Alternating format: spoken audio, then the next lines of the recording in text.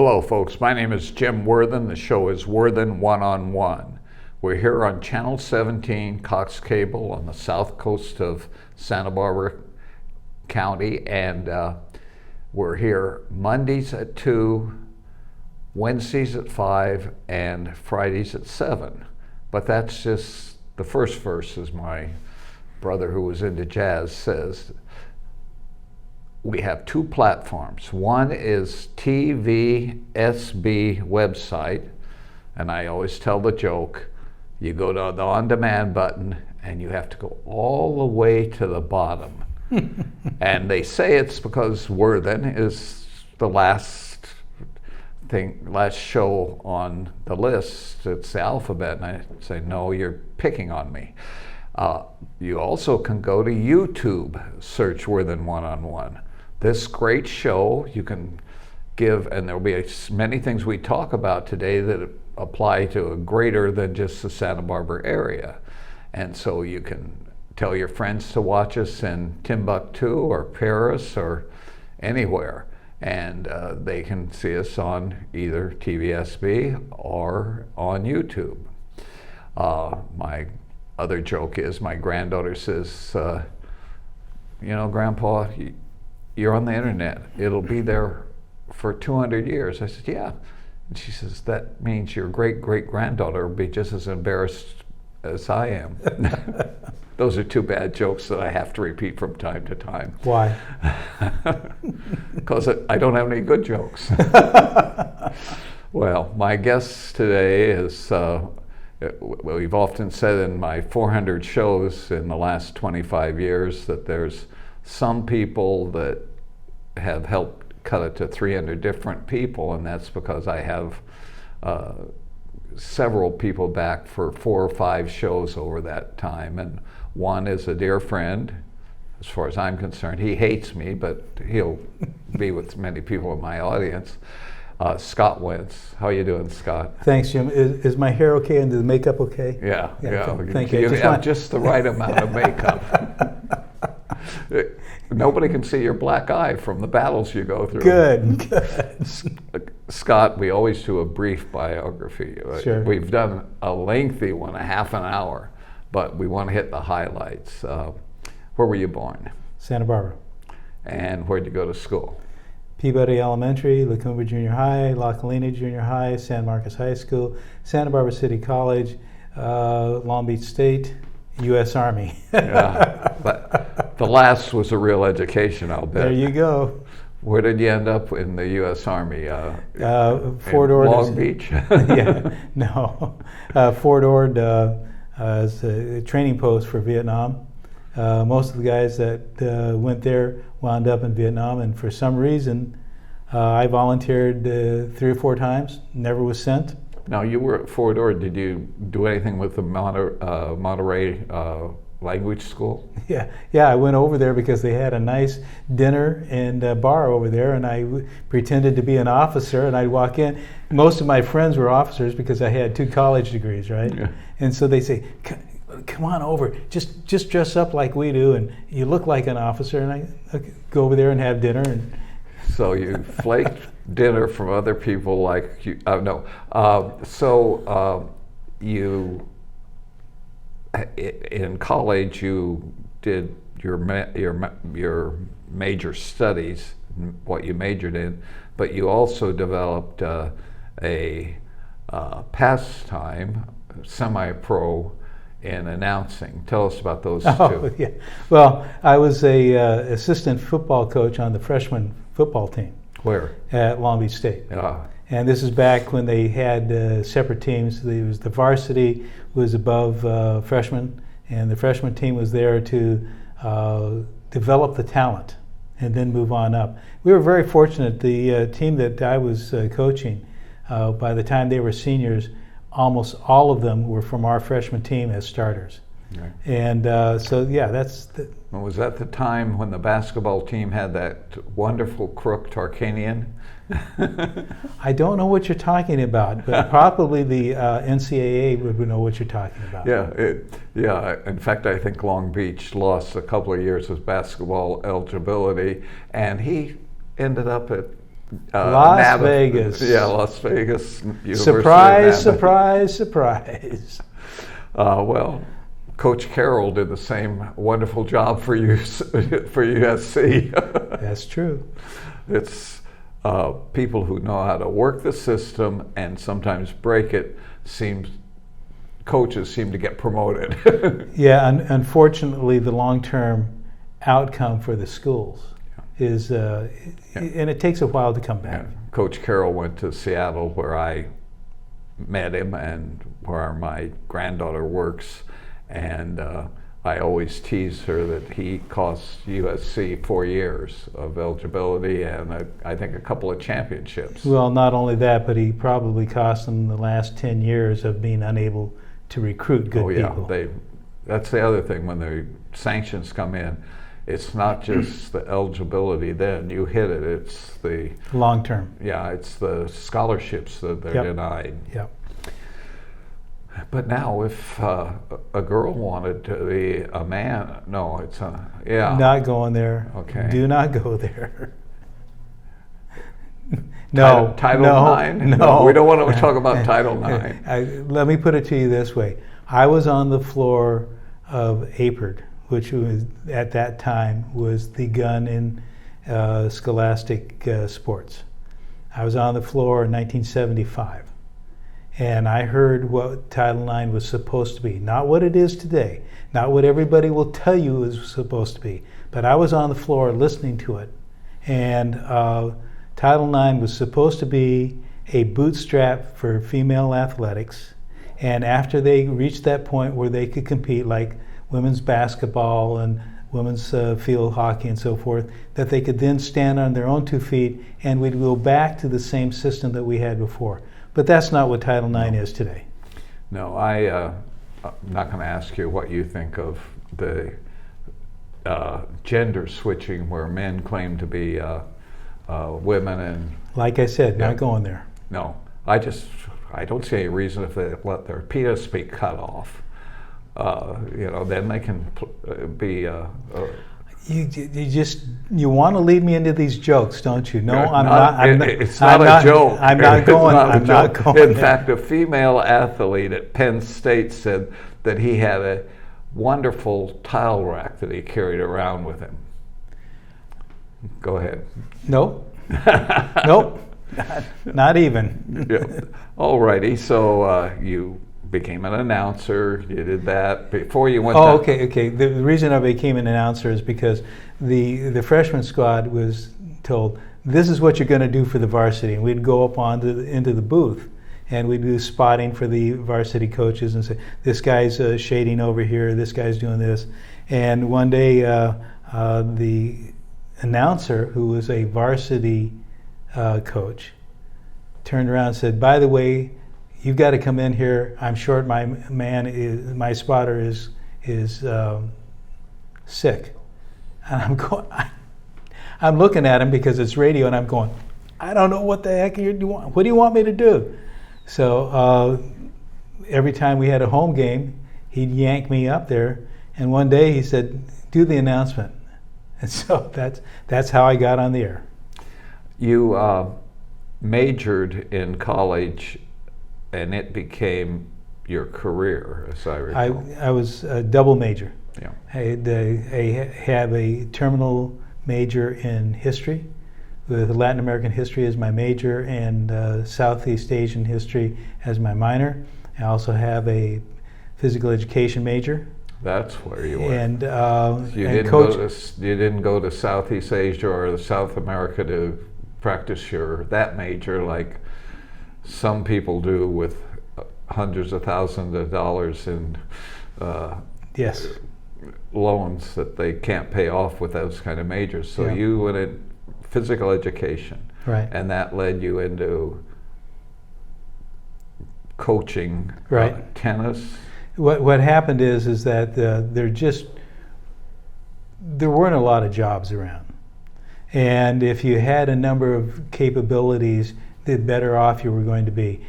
Because the school system, the high school and the college system at that time was jammed with a lot of very good coaches. You weren't going to be a football coach. You weren't going to be a tennis coach. So I wound up teaching at a municipal tennis program here under Mike Corey. And Mike showed me a lot of things, and stuff that a good pro would be teaching his students. And he gave it to me. And just before you, though, there was a guy who was a high school coach in Santa Maria who became a coach at Cal Poly, and I think Madden went pretty far, didn't he? Who? John Madden. You mean I'll fly anywhere, Madden? As long as I can get out and walk around every 100 miles. He didn't even like the train rides. He had to get out and walk it. Well, you have to give it to Coach Madden. He had that very traumatic instance where half of his team was destroyed in that airplane accident. He came out of it. He became an excellent coach. Not only did he become an excellent coach, but he became an excellent man. Yeah. And well, I like to catch people with a trivia question. I ask, who do you think has won 100 games in the NFL and had the highest won-loss record? And people don't know it was Madden. He won 100 games and lost like 25. He had the greatest won-loss record with the Raiders, and then he decided the booth was better and the bus carrying him around was better than. Well, and you have to understand that coaching, I was on my way to becoming a major coach. I was invited to go to Oregon and coach up there.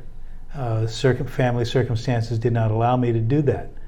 But if you're going to be a major coach in the top Division I schools, you better be willing to be a gypsy. Yeah. And so if the job disappears, okay, where's SC? Where's Oregon? Where's Washington? You just look around for the next good job. And I had a number of very good contacts in the pro circuits. And there was a very strong chance that if I'd had 5 years at the college level, that I would have been a pro coach. To prove your point, before we move away, the head coach in baseball at UCSB and the head coach in basketball, both of them are in the top echelon of the country. They weren't homegrown. They had moved and moved moved, and assistant coach, deputy coach, and then come to UCSB. So you came back to Santa Barbara. Did you were teaching tennis and doing other? I was going to grad school too. I went to grad school as an exercise physiologist. And that's your business if you're still doing it, or you were? I went from doing exercise physiology in the commercial setting. I had a mobile lab. I did some very sophisticated things for, at the time in 1980. People said, well, you're practicing medicine. I said, no, I'm practicing the latest art in exercise physiology. Today it would be considered, well, he's doing that. Yeah. But back then. They stole your ideas, right? Well, no, I was, anyway. You were ahead of the curve. Yeah, I was ahead of the curve. And then from there, I had a chance, because of my advocation in computers, of becoming a top-level computer consultant. One of my best friends in Goleta, AS Consulting, Andy and I were similar backgrounds. He decided, there's more money in computing than there is in research. I said, yeah, but I really want to do research. I wound up at Cottage Hospital and lost my shirt because I was paying more money to do my research than I was getting in grants. Yeah. So, but you didn't stick with the losses for 15 years like Amazon did till you started making money. Yeah. No. You didn't have the millions to plow in. No. That's a great story of tenacity. That Amazon didn't make a profit for the first 15 years. Yeah. So you practiced your business here. You did things at Cottage Hospital. You trained people. About 25 years ago, something happened that kind of changed much of your life, and that was, as my recollection is, it was bulb outs and bouncy things in your residential neighborhoods, and roundabouts in your, I mean, all that has grown. That's when CAB was formed. CAB was formed because I had the very good fortune of meeting people like Alex Salcido and Vachel Barnes, and other people. Who was the guy that owned what's now Ace Hardware or something that was active? He always would write us letters when I was with Lager Messino. He didn't become involved with CAB. Okay. So what was the impetus for CAB? Because, 25 years ago was the ramp up of what was happening on State Street and the addition of taking capacity off of the streets for bike paths. And we were going around saying, wait a minute, this is not working. All you have to do is take a look. It's not working. And if you started in the first 3 blocks going from Victoria down to Carrillo, you go back and look at all those middle-class businesses that were thriving before the city of Santa Barbara took the parking, took the 2 lanes off of the street, and said, this is what we're going to do. And when the city refused to retrofit those blocks back to what they were, they said, if it doesn't help your businesses, we'll retrofit. They never had any intent of retrofitting. And all you have to do... The government lied to people? Yeah. And all you need to do is look at the last 40 years and see the retail destruction as those... I've never asked you this before, but when I rode bicycles, when friends of mine rode them, we were very proud that our job as a bicyclist was to be like a car, that we kept with the traffic, we signaled with our left hand, we even signaled right turns. And you rode to the right. Yeah, and the cars respected that. Sometimes there were some people that would honk at you, but then they realized that you were obeying the law. When did that change?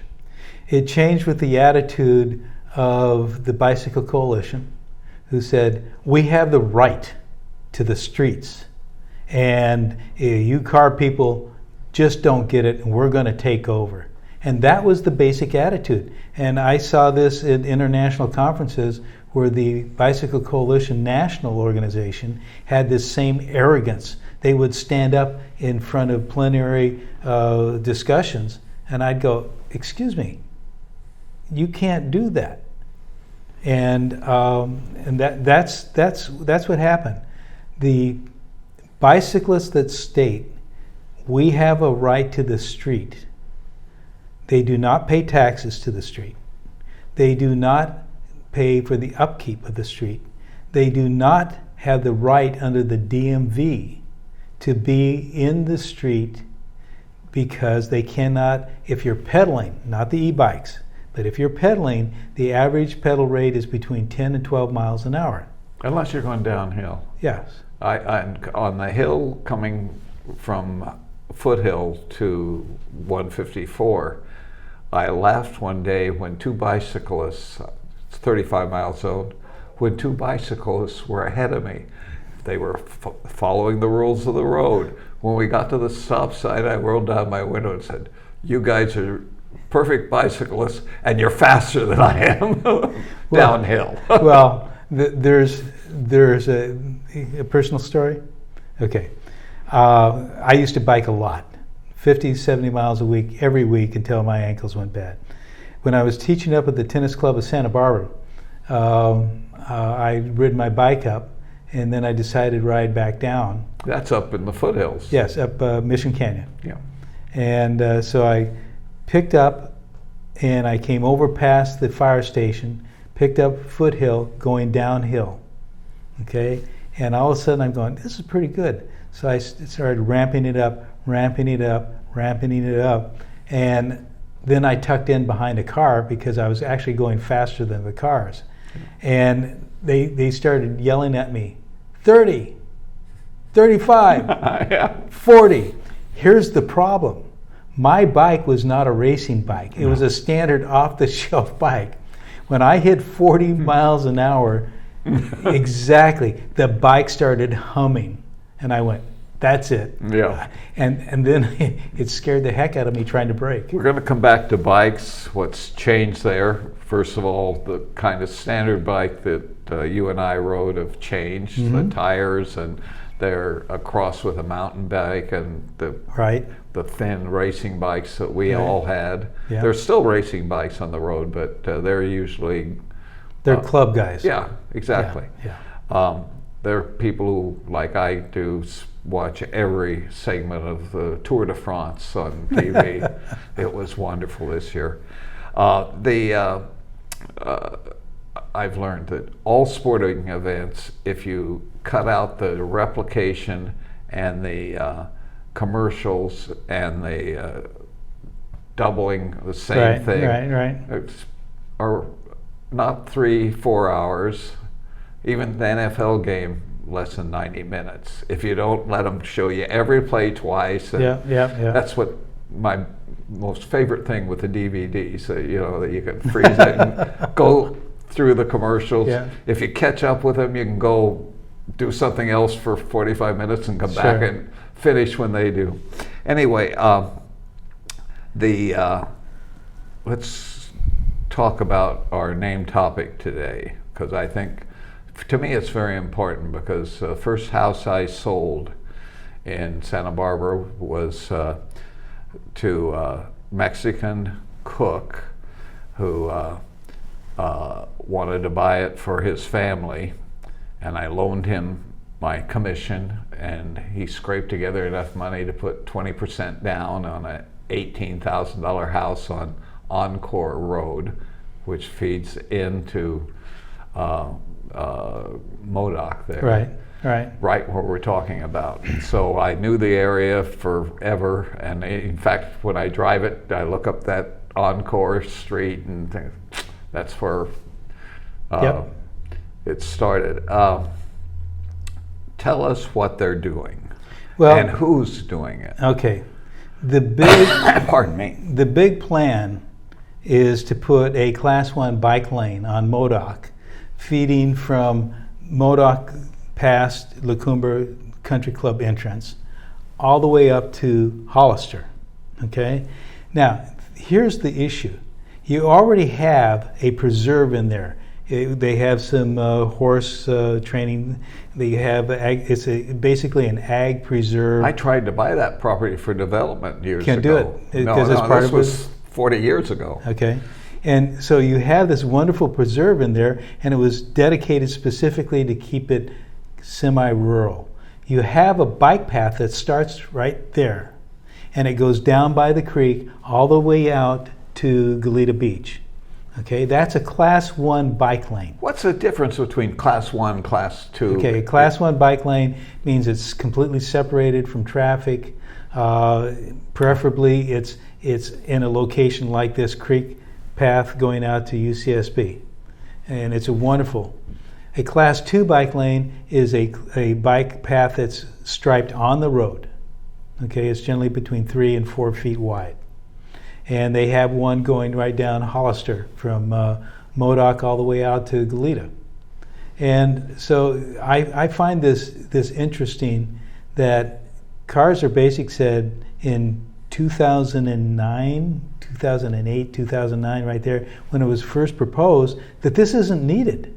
You already have a Class 1 bike lane, and it starts right there where the preserve is. Striped and arrows. Everything, it's paved. It's a wonderful path. I used to ride it all the time when I was riding.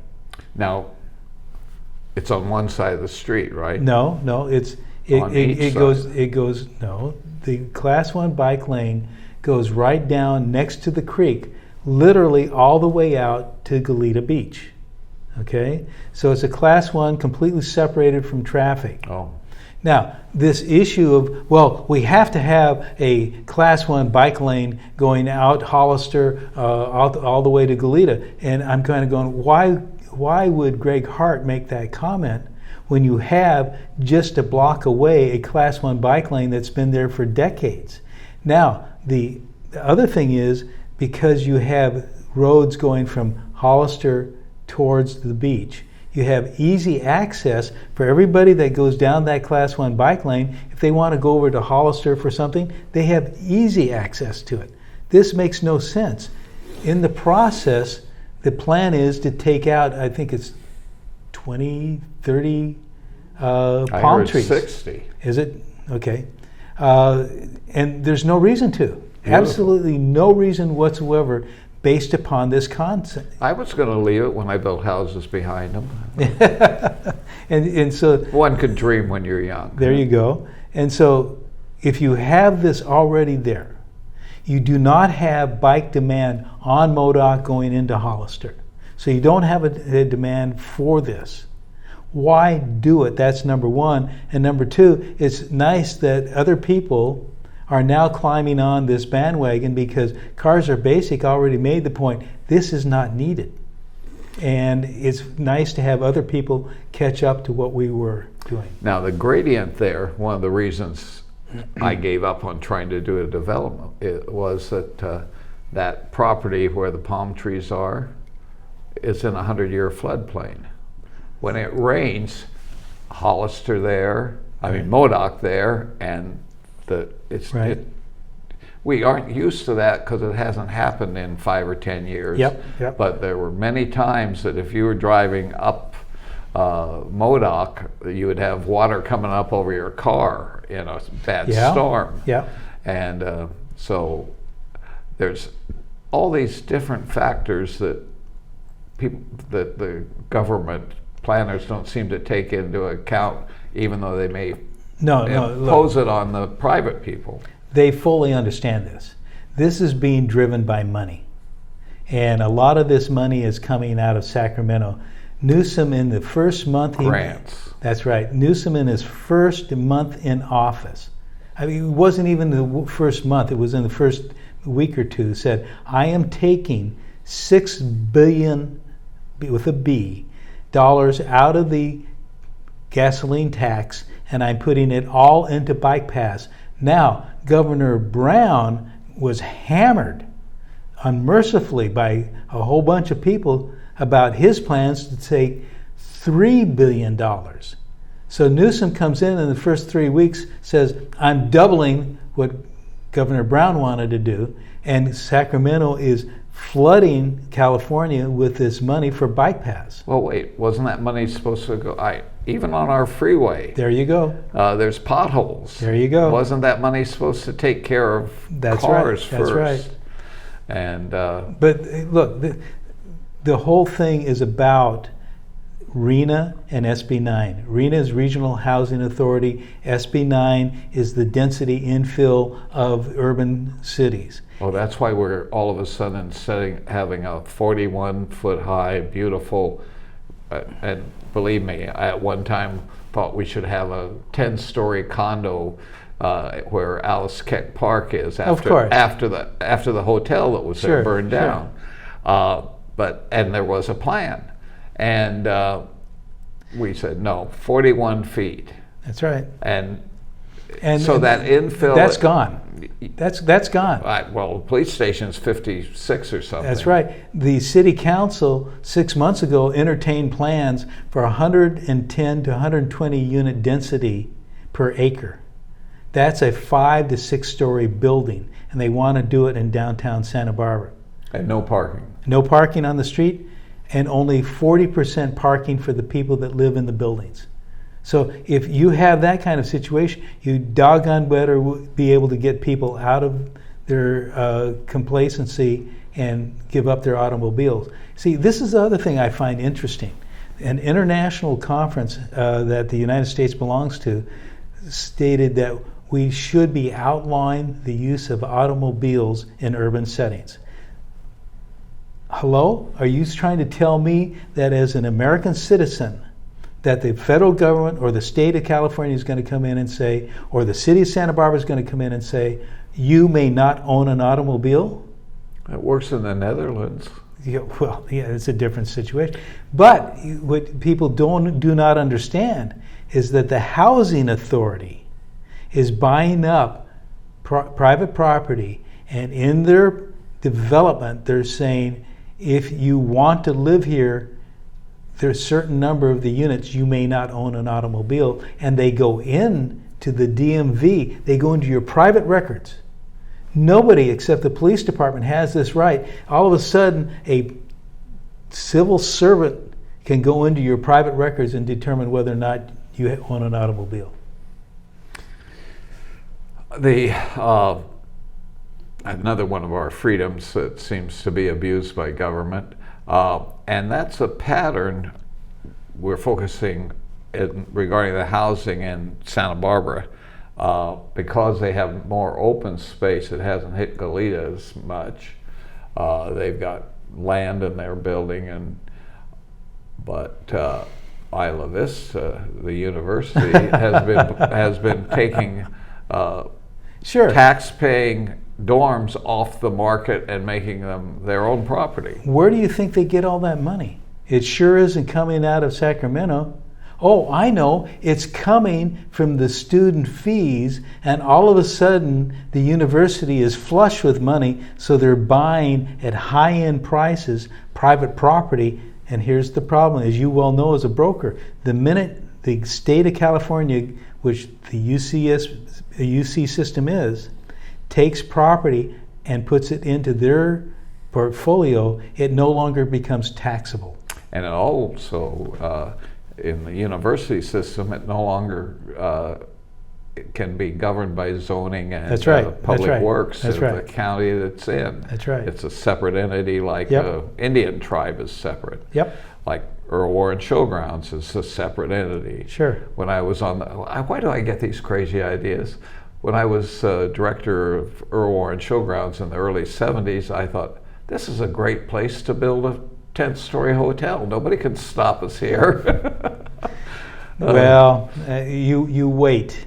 Sacramento is already chomping at the bit, not just for Earl Warren, but there are a whole bunch of places that are specifically set aside for low-density activities that are great for the community.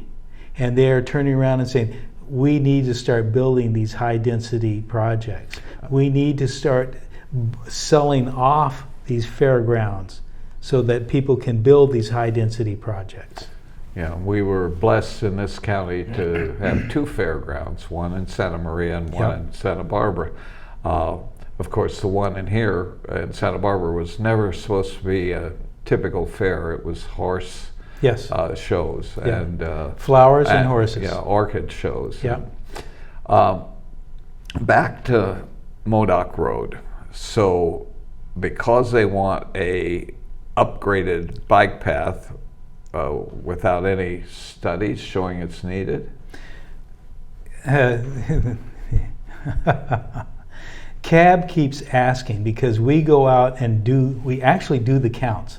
We'll go out in the morning and sit there on a winter day when it's cold, and we will do the count. But CAB will do the counts without notifying any other CAB member, without notifying the government, notifying anybody that lives in the area that we're going to go out on a certain day and do a count. Therefore, there's no influence. We've gone out there and done the counts. There is no demand. There's no demand for bikes on a Class 1 lane. So you're the guy on Modoc that when I was lighting my cigar, I almost ran over at 7:30 in the morning, right? You were off on the shoulder and... Yeah, thank you very much. I appreciate that. So, but you see, this is the point. And Goleta is heading for a major, major crash. They have already started using the handbook. We have asked them, just like we've asked the city of Santa Barbara, prove it. Where's your documentation that you have done a baseline study?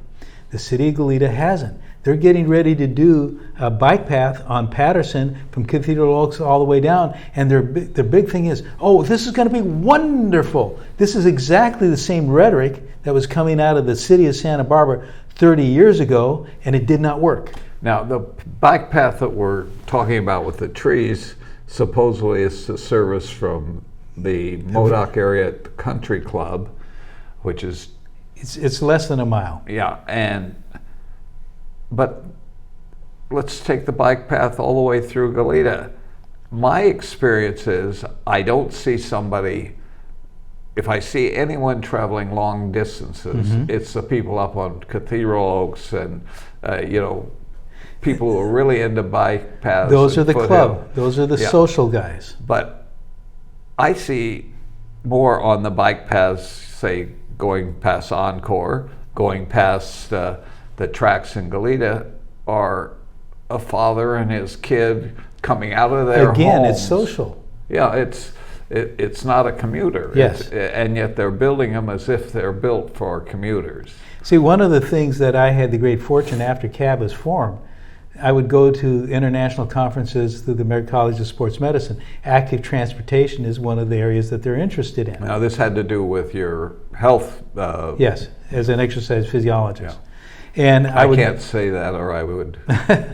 Exercise physiology? Physiologist. Physiologist. Yes. That's the last time I'll say that. Go ahead. Good, thank you. And so I would go to these and I would start looking around, and every one of the locations, it made no difference whether it was the Southeast, it was the Midwest, the Southwest, Northwest, wherever it was, the greatest successes they had, and they kept pointing, these are wonderful Class 1 bike paths, and look at all this. And if you took a good look at all the videos, it was all social. It was the majority of which was on weekends or holidays. It wasn't this stuff that we have going on with saying we're going to have people doing business-oriented commute bicycling. It just isn't happening. Well, I've seen another phenomena in Goleta and in Santa Barbara of people in their 60s to almost 80 going shopping. Right. And using their bicycle to go 10 blocks from their home to the store and back. But again, that isn't what they're building the bike paths for. Well, not only that, but I don't know where you're seeing these people doing this, because there aren't a heck of a lot of people doing it. I can tell you, because I've had the great fortune of living on the Lower East Side. I've had the great fortune of living in the San Roque area. I have watched the change of the demographics.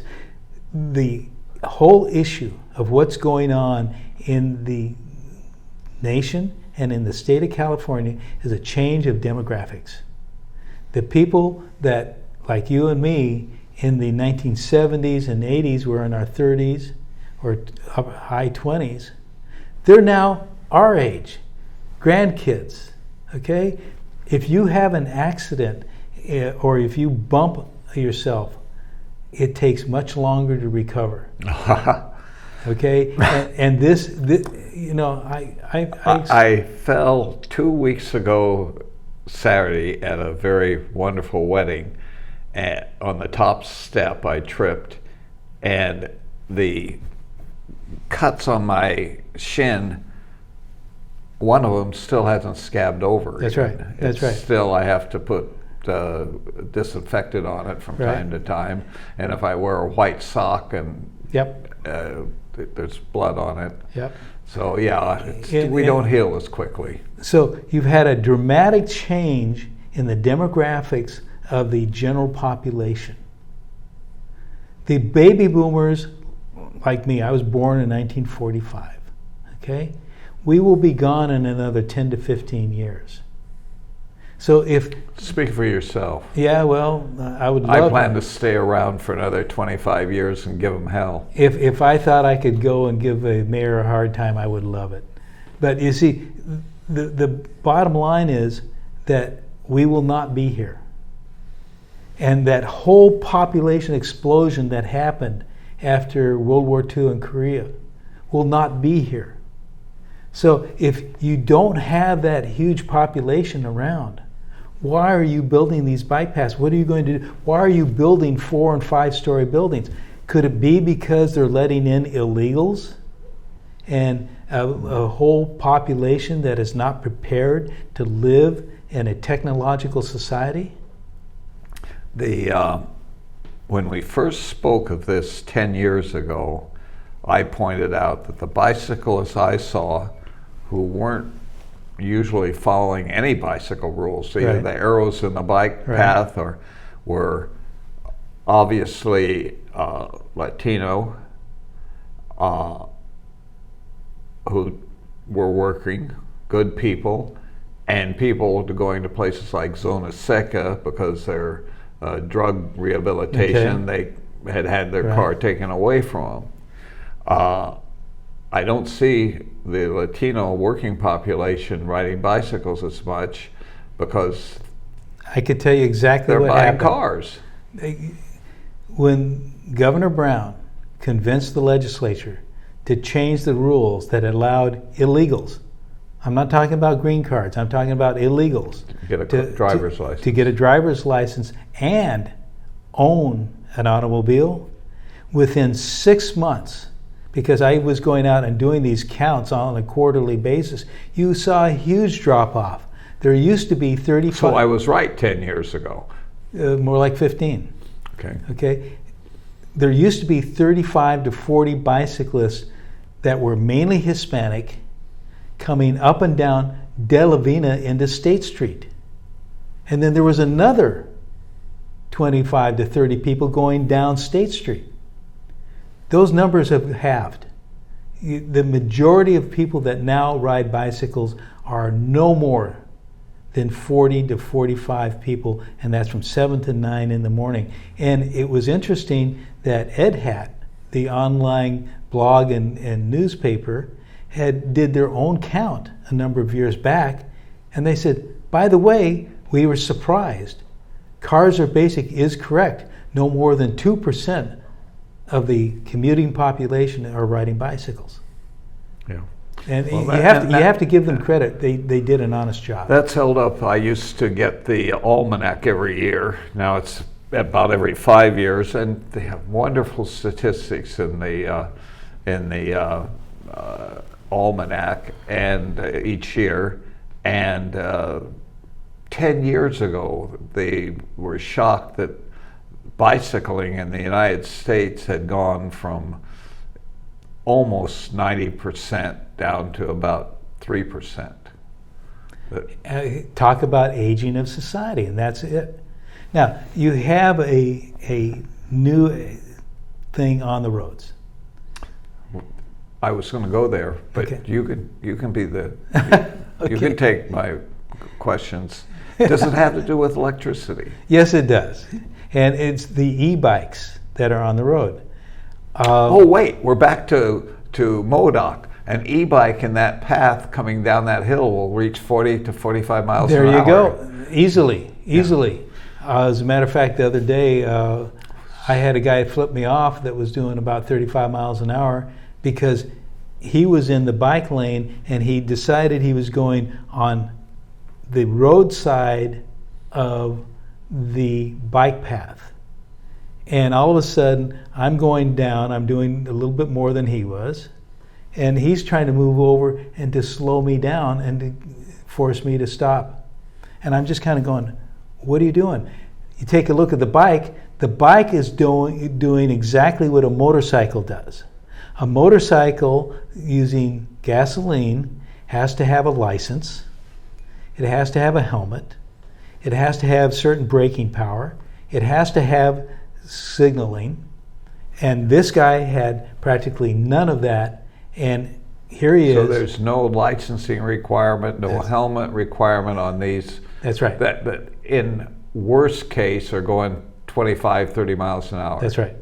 Not worst case, average case. These new bikes. No, I meant worse for what we're talking about. Yeah, back average, somebody who's out on a couple who rent one of these e-bikes is probably going 20 miles an hour. Right. They don't have a helmet on, and they're fighting traffic. They don't know exactly what to do. They're not trained. When I was driving my car over here, I saw 2 kids, one riding the bike, one sitting behind him, going up Olive Street.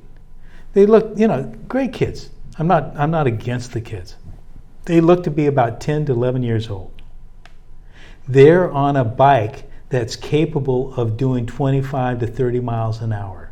A mini motorcycle. That's exactly what it is. They say many of the what in much of Europe, the scooter class, and we have a club here, in fact, with the scooters, and they say and they're regulated by the state. They have to have their licensing. But they say that this electric bike is kind of replacing somebody getting a scooter. That's right. And riding in the street and following the laws and being licensed and have a helmet on. And they're not doing it. And I find it interesting that all of a sudden you've noticed the bicycle advocates are now becoming very, very quiet, because it has now become obvious that these e-bikes are a danger on the streets. And you do not have enough cops, at least in the city of Santa Barbara, to be able to do this. And what are you going to do? Oh, well, I'm on an e-bike. Okay, you just were exceeding the speed limit. Can I see your license? I'm sorry, I don't have a license. Another problem with the State Street being closed and having a promenade is the kind of bike we were talking about, not the thin wheel, but just the new modern bicycle can speed and really cut better, and so they don't care about the pedestrian walking across because they'll go around them. Yeah. And the e-bike doesn't cut as well, right? And it can. Well, it's because of the speed. Yeah. If you're going that fast, then it becomes very difficult to difference between going 15 miles an hour and 25, 30. Which astonishes me to watch the city council award a contract for continuing to keep State Street cut off. And one of CAB's concerns was, why haven't you done a basic study on what works for businesses downtown? Because that's part of the whole bicycle thing, right? Yeah. They gave a contract 40 years ago to a consulting firm out of San Francisco that's anti-car called MIG. To plan the next 40 years for State Street. That's right. It failed. It failed massively. It didn't fail a little bit. Well, they must get a promotion then. Well, then they turned around, and 2 weeks ago, the city council, applauding and going, this is so wonderful, gave a contract to reimagine, think about this, reimagine State Street from a minimum of Victoria all the way down to Haley Street, keeping it cut off. Who did they give the contract to? MIG, the same company 40 years ago that they gave the contract to. I was right, they got promoted. That's right. And the amount of money they gave MIG was, I think it was $780,000 to study how they're going to keep State Street closed, and it's not going to help anything. It's going to continue to constrict the downtown traffic grid. But you see, if you go back to this thing of Sacramento and RENA and SB9, this density infill that's coming out of Sacramento is demanding that we have a density that nobody can drive in. I've kind of been frustrated by the free e-bikes that we see all around town. Right.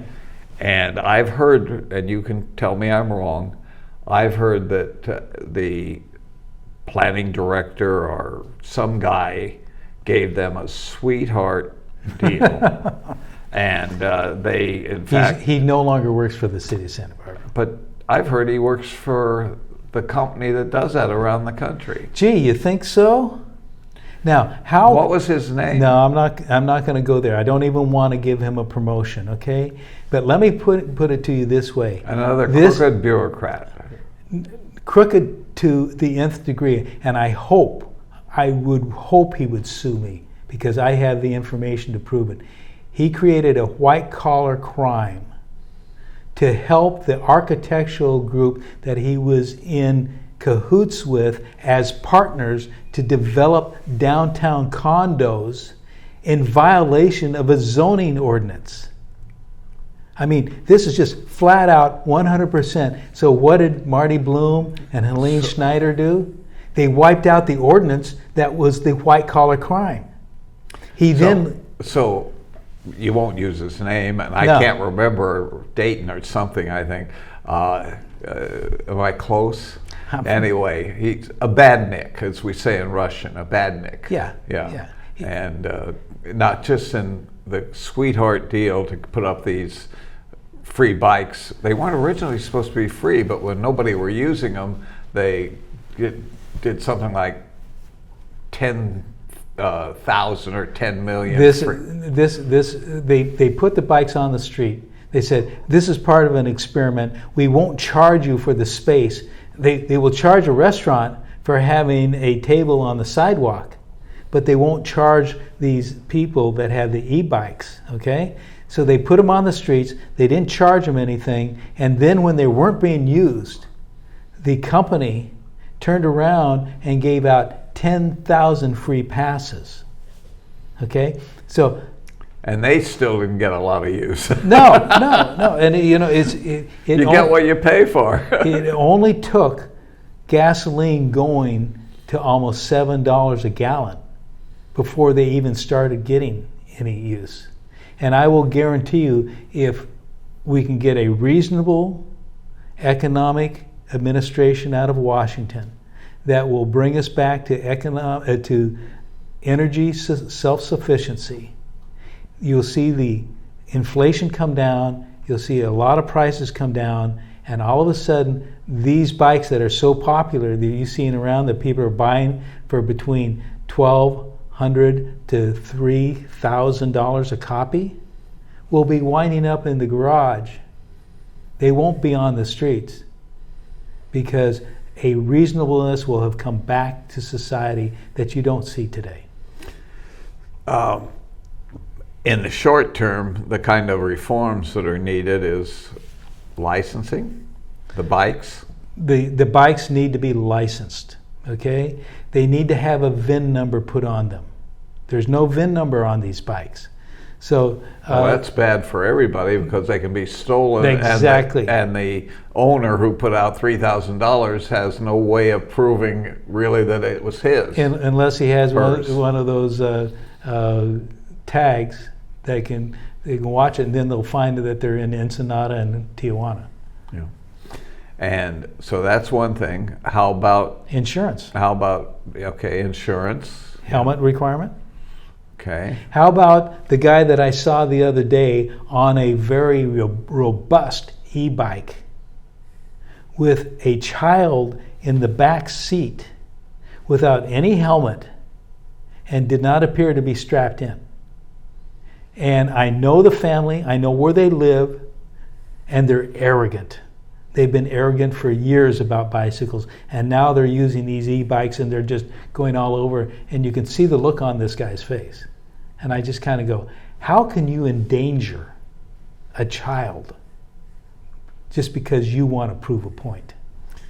Well, in the bad old days when child endangerment was a rampant thing, if you took your child who fell playing baseball to the hospital, they would separate the parents from the child in question to make sure that the parents weren't abusing. Doesn't seem like anybody cares as much about the abusing of children.